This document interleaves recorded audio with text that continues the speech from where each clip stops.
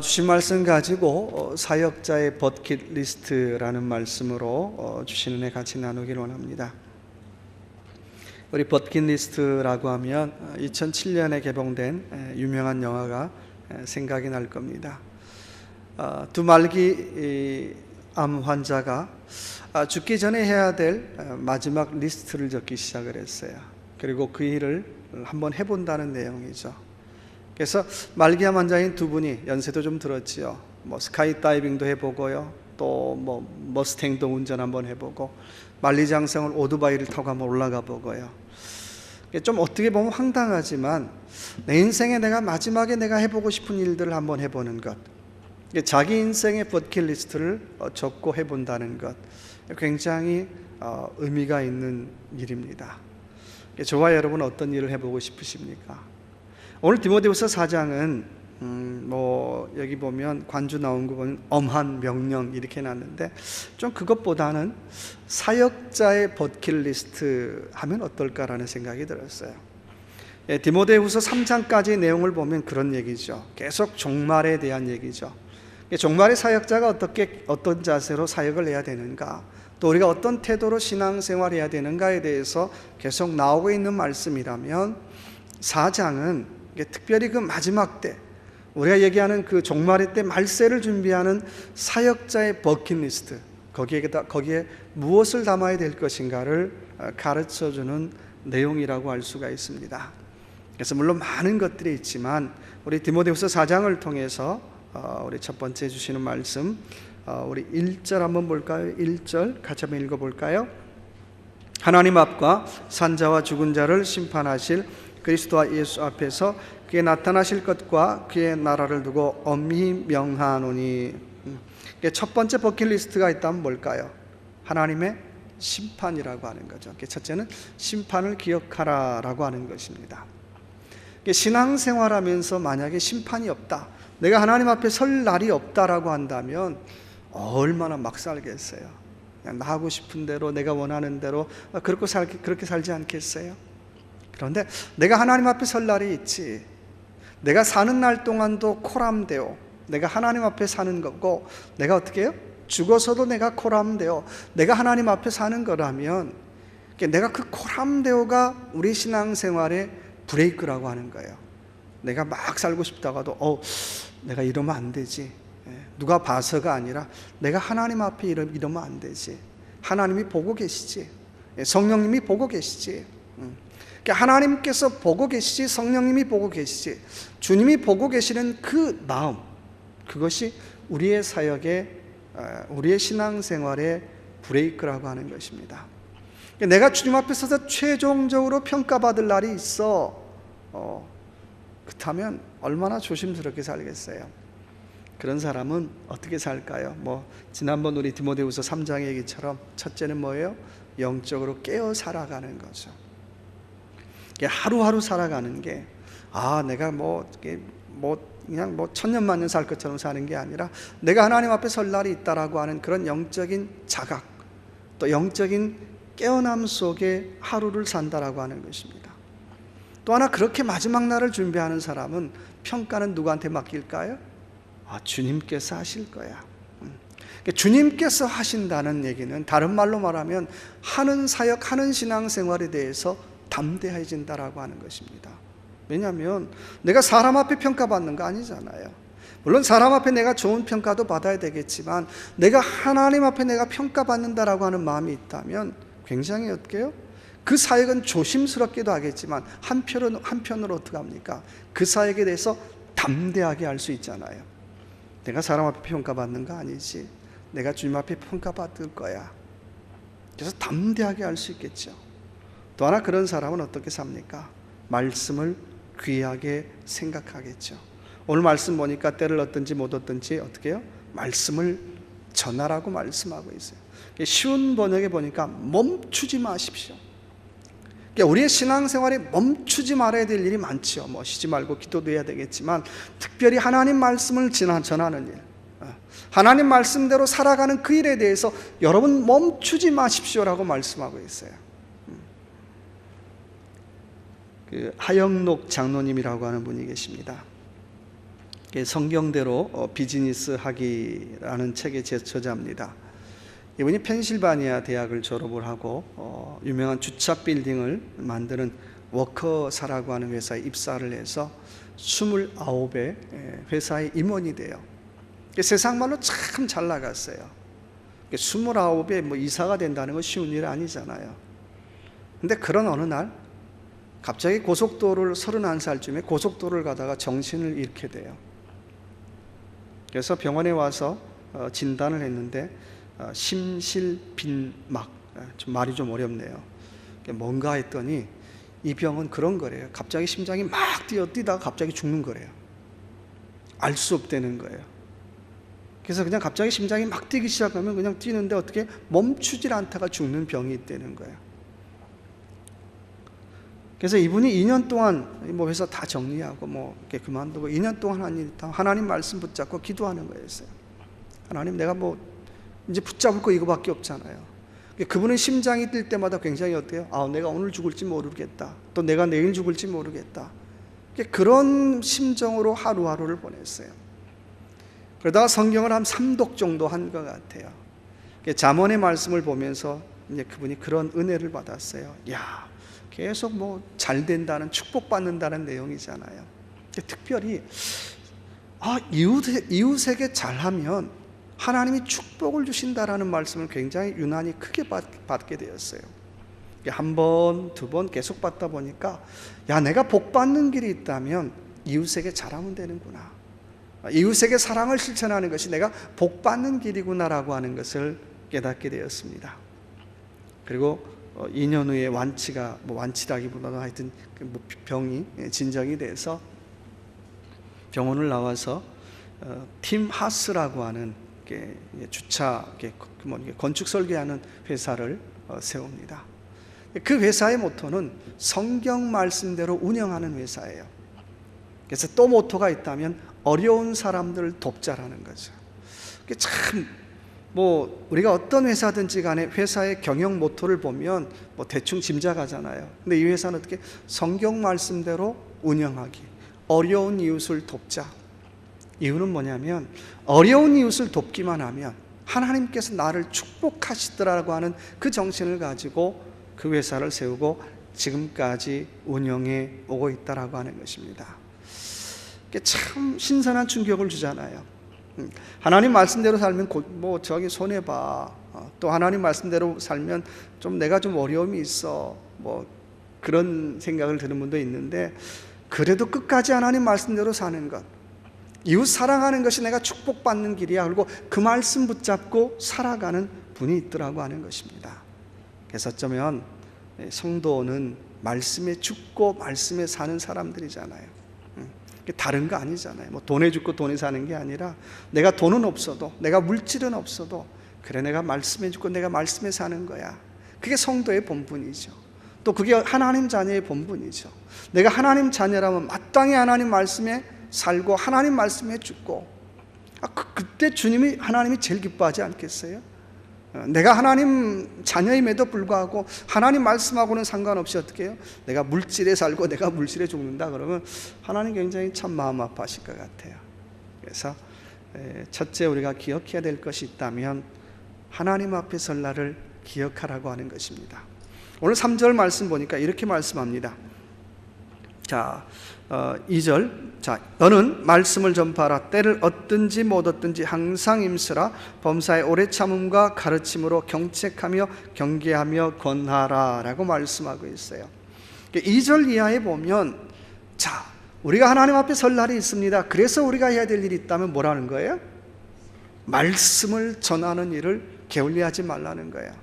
성도가 말씀에 죽고 말씀에 사는 사람들이라면 마땅히 말씀을 전하는 일에 게을리하지 말라는 거예요.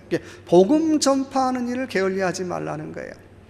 그럼 어떻게 하는 것이 복음을 전파하는 것입니까? 라고 하는 말에 대해서 2절 이하에 보면 구체적인 자세가 나오지요. 말씀 보니까 항상 힘쓰라, 어떻게 해요? 경계하라, 경책하며 권하라, 이런 얘기들 나오잖아요.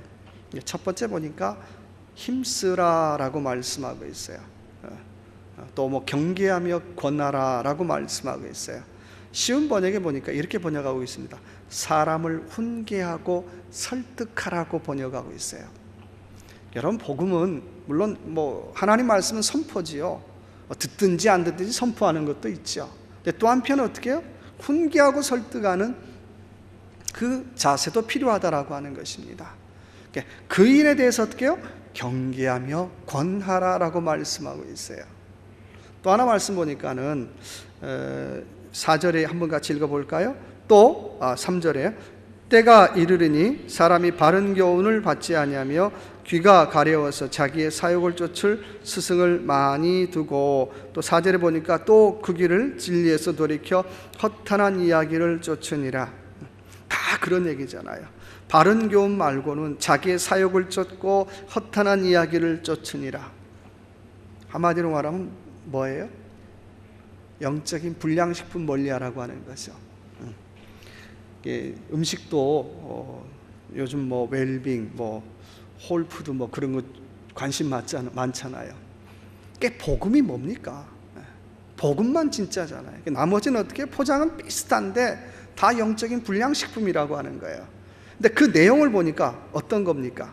오늘 허탄한 이야기, 신화, 족보 그런 얘기도 있지만 지난 주간에 우리가 그 디모데후서 3장을 통해서 그런 내용 배웠잖아요. 말세의 특징이 있다면 뭡니까? 첫 번째 뭐라 그랬죠? 첫 번째가 자기 사랑, 물질 사랑, 쾌락 사랑 이거잖아요. 왜 말세입니까? 하늘이 지진이 빠바방 와서 말세가 아니라 자기를 사랑하고 또 쾌락을 사랑하고 물질을 사랑하는 이것 자체가 말세의 증거라고 하는 거예요. 이게 똑같지요. 말세에 자기를 자랑한다는 얘기는 다른 말로 말하면 어떻게 해요?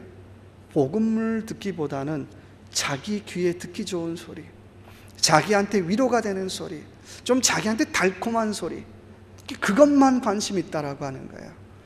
그런데 신앙은 내게 듣기 좋은 소리만 들어서 내가 신앙생활이 성장하기 어렵지요. 우리 막 그러잖아요. 아유, 애들한테 잘했어 그러면 어때요? 옆에서 누가 뭐라 그럽니까? 애들 스포일 시키지 마. 그런 거죠. 영적인 것도.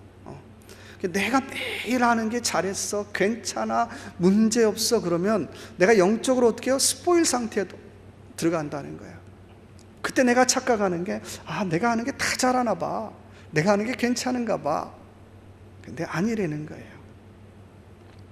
어쩌면 우리가 정말 귀를 기울여야 될 것은, 복음은 때로는 어떻게 해요? 내 마음에 아픔이 있어요.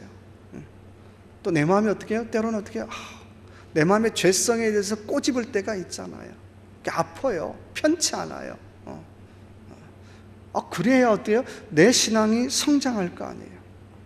근데 말세의 특징은 자기를 자랑하는 시대라는 얘기는 자기 듣기 좋은 소리, 자기 듣기 편한 소리, 자기한테 위로만 되는 소리.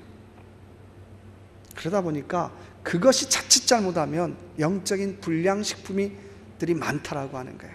그래서 너무 내게 좋은 소리, 내게 유익이 되는 것 너무 거기에 있다면 관심 갖지 말라는 거예요. 중요한 건 복음이라는 거예요. 복음. 내가 아파도 복음이고요, 내 마음에 정말 찔림이 있어도 복음이고요, 내 마음에 때로는 고통이 있어도 복음. 자, 또 5절 볼까요? 자, 그러나 너는 모든 일에 근신하여 고난을 받으며 전도인의 일을 하며 내 직무를 다하라. 설령 그러한다 할지라도 너는 뭐 하라는 겁니까? 너는 근신하며 어떻게 해요? 그 고난을 받으며 전도인의 일을 하며 내 직무를 다하라. 쉬운 말로 말하면 뭡니까? 상황이 좋든지 안 좋든지 간에 뭐 하라는 거예요? 하나님 말씀이 전해지게 하라는 거예요. 아유, 하나님 지금 상황이 안 좋아요, 지금 배드 타이밍이에요, 거기에 상관없어요. 그 상황 속에 하나님 말씀이 전해지게 하라는 거죠. 하나님 말씀이 영향력 있게 하라는 거예요. 하나님 말씀이 증거되게 하라는 거죠. 그게 저와 여러분의 뭐라는 겁니까? 전도인의 직무를 다하는 일이라고 하는 것입니다. 하나님 지금 상황이 안 좋아요, 지금은 좀 안 좋은 것 같아요. 아니라는 거예요. 상황과 형편과 조건과 사람의 상관이 없이 그 속에서 복음이 전해지는 것, 또 복음이 영향력이 드러나는 것, 또 복음의 어떻게 해요? 영향력이 어떻게 해요? 증거되어지는 것, 그 일 하라고 하는 거예요. 여러분, 말씀 전해지는데, 말씀 전하는데, 복음이 전해지는데 그냥 전해지나요? 우리 한국 땅에 복음이 들어올 때 그냥 전해졌나요? 토마스 목사님은 오자마자 어떻게 해요? 바로 순교당하셨어요. 예수 옛자도 얘기 못 해보고요. 그 성경책 그 한문으로 된 그 카피한 것 어떻게 해요? 뿌리고 돌아가셨단 말이에요. 그리고 주순 사람들이 다 어떻게, 박영수 그분들이 어떻게 해요? 집에다가 도배지로 다 썼잖아요. 그리고 가만히 보고 있으니까 글자가 좀 희한하거든요. 내용이 좀 어떻게 희한해요. 그렇게 해서 복음을 영접하는 거 아니에요. 복음이 쉽게 그렇게 편안하게 전해지지 않더라고 하는 거예요. 그렇지만 우리가 어떤 상황 속에서도 우리가 해야 될 일이 있다면 예수가 전해지는 것, 예수가 증거되어지는 것, 복음의 영향력이 드러나는 것, 바로 그것이 저와 여러분이 끝까지 해야 될 일인 줄로 믿습니다. 그래서 제 생각은 그래요. 사업이 좀 안 돼도 잘 돼야 되겠지만, 내가 사업이 안 되는 상황 속에서도 그 속에서 만약에 복음이 전해졌다면, 예수의 영향력이 드러났다면 그건 결코 손해가 아니라는 생각이 들어요. 그렇지 않겠어요? 내가 아무리 돈을 많이 벌어도 거기에 예수의 영향력이 드러나지 않고요, 복음의 영향력이 드러나지 않는다면 그건 내가 정말 잘하고 있는가 한번 물어봐야 돼요. 때로는 내가 사업이 어렵고 또 인간적으로 어렵고 여러 가지 어려움이 있을 수 있겠죠. 그러나 그 속에서 예수가 드러날 수 있다면, 또 복음이 드러날 수 있다면 나는 그 손해보는 장사가 아니라는 거예요. 자, 그러면서 5절의 말씀 보니까 내 전도인의 일을 하며 내 직무를 어떻게 해요? 다하라는 거죠. 전도인의 일을 다하라는 건 내 책임을 다하라는 거예요. 쉬운 번역에 참 재미있게 번역을 해놨어요. 하나님의 일꾼으로서 내게 주어진 일에 빈틈없이 하라. 뭐 하라고요? 빈틈없이 하라.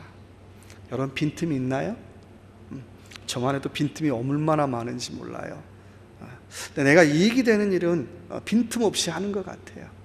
근데 내가 과연 복음에 빈틈없이 일하나, 내가 전도인의 일로서, 전도인의 직무로, 또 하나님 나라 일에 내가 얼마나 빈틈없이 일하는가.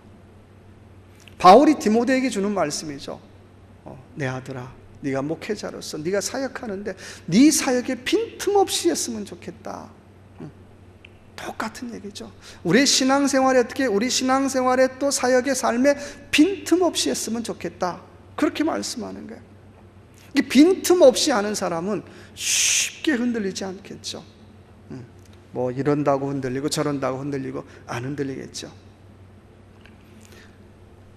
사역에도 방해가 있겠지만 신앙생활에도 방해가 있고 어려움이 있지 않았겠어요? 그렇지만 오늘 바울이 디모데에게 부탁하는 말은 흔들리지 마라. 빈틈없이 해라. 빈틈없이 해라. 자, 그러면서 우리 7절 한번 볼까요? 7절 같이 한번 읽어볼까요? 6절 7절 같이는데요. 내가 선한 싸움을 싸우고 나의 달려갈 길을 마치고 믿음을 지켰으니, 6절로 다시 돌아가 볼게요. 관제와 같이 벌써 내가 부음이 되고 나의 떠날 기약이 가까웠도다. 자, 부탁하는 말씀이 뭡니까? 끝까지 어떻게 해요? 믿음을 지키라 라고 말씀하고 있어요. 그러면서 하는 말이 관제와 같이, 관제가 뭡니까? 제사할 때 이게 뭐 보통 그 유대교 그 하나님 앞에 제사를 드릴 때, 제물 드릴 때 그 위에다가 뭘 붓습니까? 포도주를 붓지요. 이제 그 얘기하는 거예요. 그러니까 사도 바울이 똑같이 하나님 앞에 고백하는 말이 뭐예요? 내가 하나님 앞에 내가 그렇게 내가 제물이 되겠습니다. 다른 말로 말하면 내가 순교에 내가 제물로 하나님 앞에 내가 드리겠습니다라고 하는 고백이에요. 그러면서 고백하는 말이 오늘 7절에 내가 선한 싸움을 싸우고 나의 달려갈 길을 마치고 믿음을 지켰으니, 선한 싸움 싸운다는 얘기는 이건 일상적인 용어는 아니에요. 군인들이 흔히 하는 얘기, 전투 용어죠. 우리가 파이팅 합시다, 뭐 그런 얘기다는 거예요. 바울은 늘 하나님 앞에 설 때마다 이렇게 생각을 하는 거죠. 나는 하나님 앞에 정말 부름받은 군사야. 나는 하나님 앞에 영적 군사로 나는 부름받았어. 나는 늘 어떻게 해요? 나는 선한 싸움을 싸워야 돼. 그러니까 바울은 늘 하나님 앞에 나는 그리스도의 군사야, 나는 주님의 군사야 라고 하는 그 믿음의 고백을 가지고 일상의 삶을 날마다 어떻게 해요? 나는 날마다 선한 싸움을 싸우고 나는 날마다 믿음을 지키고 그렇게 살아갔음을 고백하고 있어요. 그랬더니 오늘 드디어 뭐라고 얘기합니까?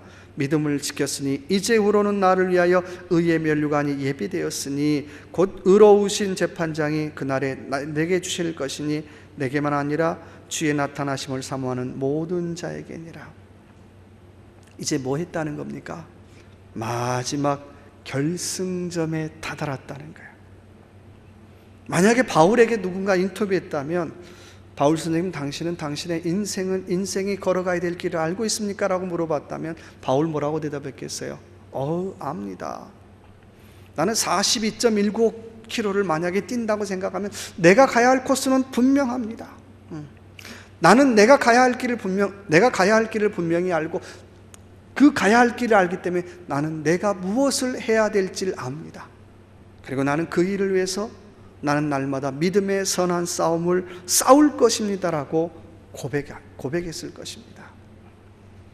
만약에 사람들에게 당신 왜 이 일을 합니까? 라고 물어본다면 만약에 이렇게 대답하는 사람이 있다면 어떻게 생각할까요? 저는 대학을 졸업했으니까 이거 하는 겁니다. 나는 이거 먹고 살기 위해서 하는 겁니다. 나는 이거 어쩔 수 없이 하는 겁니다 라고 한번 대답했다고 생각해 보세요. 얼마나 슬퍼요. 근데 바울은 그렇게 대답하지 않았다는 거예요. 내가 어쩔 수 없이 하는 것도 아니고 내가 대학을 졸업해서 하는 것도 아니고 하나님께서 내게 시키신 일이기 때문에 나는 날마다 믿음의 선한 싸움을 싸웁니다. 이건 마땅히 내가 해야 될 일입니다라고 하는 분명한 자기 확신과 자기 고백이 있었다라고 하는 거예요. 얼마나 멋있어요. 여러분이 무엇을 하든지 간에 바울처럼 이런 고백이 있기를 주님의 이름으로 축원합니다. 누가 왜 그 일 하십니까? 라고 물어보면 할 사람 없어서 해요가 아니라 나는 어떻게 해요? 주님께서 내게 맡겨준 일이기 때문에 나는 오늘도 믿음의 선한 싸움을 싸웁니다라고 하는 분명한 믿음의 고백이 있기를 주님의 이름으로 축원합니다. 자, 그런 바울에게 8절에 보니까 나를 위하여 뭐가 준비되었다고 해요? 의의 면류관이 준비되어 있으니. 메시지 성경이 참 재미있게 번역을 했더라고요. 하나님께서 나를 위해서 박수를 쳐주신다라고 번역을 해요. 내가 날마다 선한 싸움을 파이팅하게 하면 하나님께서 나를 위해서 뭐 하신다는 거예요? 날마다 박수를 쳐주신다는 거예요. 저와 여러분 오늘 저녁에 한번 누웠을 때 그런 생각 한번 해봤으면 좋겠어요. 오늘도 하나님이 나를 위해서 박수 쳐주실까? 어떻게 생각하세요? 하나님이 나를 위해서 박수 쳐주셨을까? 아니면 하나님이 오늘은 아니야 그랬을까? 날마다 우리의 삶이 저녁에 누웠을 때 오늘도 하나님께서 나를 위해서 박수 쳐줬을 거야. 그렇다면 살만하지 않겠어요? 내가 내일도 하나님 내일은 내가 더 많이 박수 받을게요. 내가 더 열심히 할게요. 근데 날마다 내가 누웠을 때 하나님 앞에 아닌 것 같아 면 그렇지 않아요. 그래서 원하기는 저와 여러분 정말 오늘 저녁에 누우셨을 때 하나님 오늘 하나님 박수 쳐주셨습니까? 저를 위해서 내가 오늘 하나님 앞에 박수 받을 일 했습니까? 하나님 내가 내일은 박수 받을 일 할게요. 오늘 못했다면 내가 가정에서 내가 하나님 앞에 박수 받을 일 할게요. 또 내가 직장에서 하나님 앞에 박수 받을 일 할게요. 내가 또 내 삶의 현장에서 내가 하나님 앞에 박수 받을 일 할게요. 사람들이 내게 때로는 박수 안 쳐줘도 하나님의 박수 소리가 내 마음에 짝짝짝짝 정말 그렇게 크게 들리기 원합니다. 그런 믿음의 고백으로 살아갈 수 있는 저와 여러분의 삶이 되시길 주님의 이름으로 축원합니다.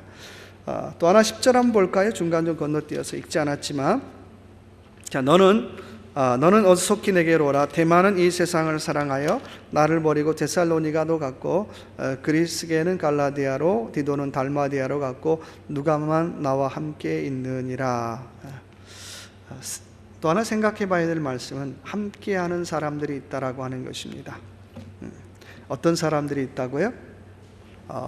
하나님의 사역은 함께하는 사람이 있다는 거예요. 우리가 요새 예레미야 공부하지만 외롭다 그렇게 얘기했지만 오늘 디모데후서 4장을 보면 꼭 외로운 것만은 아니라는 거예요. 엘리야처럼 내가 하나님 앞에 충성한 사람 나밖에 없는데요? 아니야. 7,000명이 있잖아. 똑같은 거예요. 내가 여전히 외롭다라고 하는데 아니야. 함께하는 사람이 있다라고 분명히 말씀하세요. 그래서 당장 나와 함께하는 사람이 없는 것 같아요. 나를 위해서 기도하는 사람이 없는 것 같아요. 실망할 거 없다는 거예요. 그래도 하나님께서 뭐 하신다고요? 함께하는 사람을 붙여주실 줄로 믿습니다. 오늘 말씀 보니까 10절에 보니까 떠난 사람 나오죠. 데마는 이 세상을 사랑하여 나를 버리고 어떻게 해요? 데살로니가로 갔고 그리스게는 갈라디아로 갔고 참 이 본문만 본다면 어쩜 그럴 수가 있어. 한때는 제자라고 했는데 어떻게 배신하고 도망은 좀 그렇지만 하여튼 떠나갈 수 있어. 근데요, 사역은 자꾸 떠난 사람에 대해서 초점 맞추게 되면 어떨까요? 속상할까, 아플 거 아니에요. 근데 오늘 사도 바울은 누구한테 초점 맞춰요? 오늘 11절에 보니까 누가만 나와 함께 있느니라. 자꾸 떠난 사람이 아니라 함께하는 사람에 대해서 초점을 맞추라고 하는 거예요. 떠난 사람에 대해 생각하면 섭섭한 것도 있을 거고 아픈 것도 있을 거고 속상한 것도 있을 거 아니에요. 근데 주님께서 주시고자 하는 교훈의 말씀은 야야 걱정하지 마라. 그래도 함께하는 사람이 있지 않냐. 곁에 있는 사람들이 있잖아. 오늘 누가라고 하는 사람 어떤 사람인가요? 의사죠. 사도 바울이 감옥 생활하면서도 어떻게 함께 했던 사람, 또 전도여행에 함께 했던 사람. 제 기억에는 1차, 2차, 3차에 같이 동행했습니까? 하여튼 제 기억이 정확한지는 모르겠는데 아무튼 간에 사도 바울의 사역이 어떻게 그림자처럼 따라다녔던 사람이에요. 여러분, 내게 지금 있는 사람을 좀 소중하게 생각하라고 하는 거예요. 지금 옆에 분들 한번 보십시다. 옆에 분들. 이분들이 소중한 분이에요. 떠난 분들이 소중하지 않다는 게 아니라 지금 이분들이 귀한 분들이에요. 자꾸 떠난 사람에 대해서 어떻게 초점 맞추고 그러지 말라는 거예요. 지금 어떻게 있는 사람들, 지금 함께하는 사람들, 지금 신앙생활 같이 하는 이분들을 귀하게 생각하라고 하는 것입니다. 왜냐하면 11절인가요? 11절에 보니까 누가만 나와 함께 있느니라. 내가 올 때에 뭐라고 얘기합니까? 마가를 데리고 오라. 제가 어떻게 해요? 나의 일에 유익하니라. 이게 앞에 떠난 사람들 쭉 나왔잖아요. 속상해 가슴 아파했는데 속상하지 말라는 거예요. 함께 있는 사람이 있고 또 보니까 마가가 어떤 사람이라는 거예요? 하나님의 일에 유익한 사람도 있다는 거예요. 걱정하지 마라. 그렇죠? 마가 그러면 우리가 잘 아는 2차 전도여행 때 어떻게 해요? 싸우고 도망간 게 하여튼 그랬는데 나중에 바울이 어떻게 해요? 부르지요. 그러면서 뭐라고 얘기합니까? 나의 일에 유익한 사람이다. 참 멋있죠. 그놈은 그 전도여행 하다가 도망갔어. 그것도 못 이기고. 그런 게 아니라 하나님 일에 꼭 필요한 사람이다. 여러분, 살다가 보면 사역하다 보면 실수하고 잘못할 수도 있어요. 근데 우리 한 번 잘못하면 어떻게? 아이고 안 되겠어. 그러지 말라는 거예요. 그때 우리가 생각해 봐야 될 건 누구를 생각하면 돼요? 마가를 생각하면 돼요. 그 사람이 정말 어떤 사람일까요? 하나님의 일에 유익한 사람이라는 거예요. 그러니까 우리 가정에서도 마찬가지예요. 자녀들이 조금 실수할 수 있잖아요. 그렇죠. 그때 우리가 할 수 있는 건 뭐냐? 저거 잘할겠어. 그러지 말고요. 그 자녀를 볼 때마다 뭐라고 얘기하면 돼요? 그가 하나님 일에 유익한 사람이야. 그 자녀가 그 아들이 하나님 일에 유익한 사람이야. 그렇게 한번 생각해 보라고 하는 거예요. 그러면서 13절에 볼까요? 자, 내가 올 때에 내가 들어와 가보의 집에 둔 어떻게 해요? 겉옷을 가지고 오고 또 책은 특별히 가죽 종이에 쓴 것을 가져오라. 참 사역자는 감옥 안에서도 뭐하고 있습니까? 하나님 말씀 계속 읽겠죠. 공부하겠죠. 근데 참 겉옷을 가져오라. 여러분 어떤 느낌이 드세요? 지금 바울이 어디에 있나요? 감옥이든 가택연금이든 일단은 뭐예요? 좋은 환경은 아니잖아요. 얼마나 지금 바울이 뭐하고 싸우고 있다는 게, 나이도 들었지만 연세도 들었지만 추위하고 싸우고 있죠. 다른 한편으로 보면 굉장히 외로운 시간들이에요. 돌봐주는 사람도 별로 없고 또 알아주는 사람도 별로 없고 그런 외로운 시간들을 보내고 있어요. 이 본문 하나만 봐도 참 하나님의 주신 사역이 얼마나 외로운가를 좀 짐작할 수 있는 대목이죠. 정말 겉옷을 가지고 오라고 할 정도로 추위와 싸우고 있으면서 어쩌면 그 추위보다도 더 외로움과 싸우고 있지 않았을까. 참 하나님의 사역이 얼마나 힘든 것인가를 엿볼 수 있는 대목이에요. 근데요, 이쯤에서 끝나는 게 아니라 17절 한번 볼까요? 같이 한번 결론적으로 말씀. 자, 주께서 내 곁에 서서 나를 간건케 하시면 나로 말미암아 전도의 말씀이 온전히 전파되어 이방인으로 듣게 하려 하심이니 내가 사자의 입에서 건지웠느니라. 자, 그러면서 잠깐 힘이 떨어질 것 같은데 사도 바울이 결론적으로 고백하는 말이 뭡니까? 자, 앞에만 한번 읽어볼까요? 17절 앞에만. 주께서 내 곁에 서서 나를 강건케 하신다라고 표현하고 있어요. 얼마나 은혜가 되는 말이에요. 나 외로울 수 있고요, 또 내 사역이 힘들 수 있는데 그래도 내가 버티는 힘이 뭐라는 거예요? 주께서 내 곁에 서서 나를 강건케 하신다. 아멘. 오늘 이 말씀이 저와 여러분의 삶의 신앙의 고백 되시길 주님의 이름으로 축원합니다. 그래서 힘들 때마다 한번 따라해 봅시다. 주께서 내 곁에 서서 나를 강건케 하십니다. 아멘. 말씀 보니까 17절에 보니까 내가 사자의 입에서 건지웠느니라 라고 말씀하고 있어요. 과거형으로 쓰여 있어요. 내가 과거의 그 어려움 중에도, 진짜 사자가 아니라 그런 어려움 중에도 내가 건짐받아서 내가 하나님의 복음을 전했다는 거예요. 또 뭐라고 되어 있습니까? 또 오늘 18절에 보니까 주께서 또 모든 악한 일에서 건져내시고, 현재 얘기죠. 과거에 내가 사자의 입에서 하나님께서 나를 건져내 주셨는데 지금 하나님께서 나를 어떻게 해요? 악한 일에서 나를 건져 주셨습니다. 또 한 걸음 더 나아가서 뭐라고 얘기합니까? 또 그의 천국에 들어가도록 어떻게 해요? 구원하시리니 그에게 영광이 세세 무궁토록 있을지어다. 아멘. 언제까지요? 천국에 들어가도록 주님께서 나를 어떻게 해요? 건져주신다라고 고백하고 있어요. 주께서 내 곁에서 나를 강건케 하시는 주님은 과거에도 현재에도 미래에도 나를 어떻게 해요? 지켜주시는 분이라고 하는 고백을 하고 있는 것입니다. 여러분, 우리의 사업도 가정, 삶의 현장에서 사자와 같은 그런 어려움 만날 때가 얼마나 많아요. 또 악한 일들을 만날 때가 얼마나 많아요. 근데요, 그때마다 사도 바울도 똑같이 고백해요. 주께서 내 곁에 서서 나를 강건케 하십니다. 내가 도저히 못 이길 것 같은데, 그러나 그럼에도 불구하고 어떻게 해요? 주께서 내 곁에서 나를 강건케 하십니다. 그 믿음의 고백을 가지고 다시 한번 일어날 수 있는 저와 여러분의 삶이 되시길 주님의 이름으로 축원합니다. 오늘 말씀 마치겠습니다. 인생은 오늘 표현을 보면 마라톤이죠.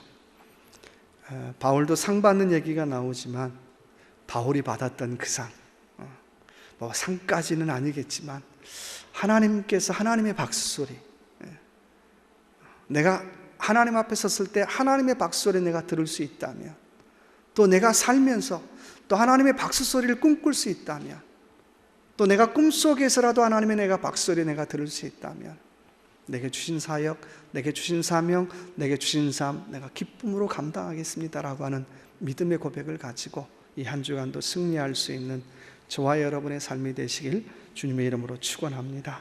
같이 한번 기도하겠습니다.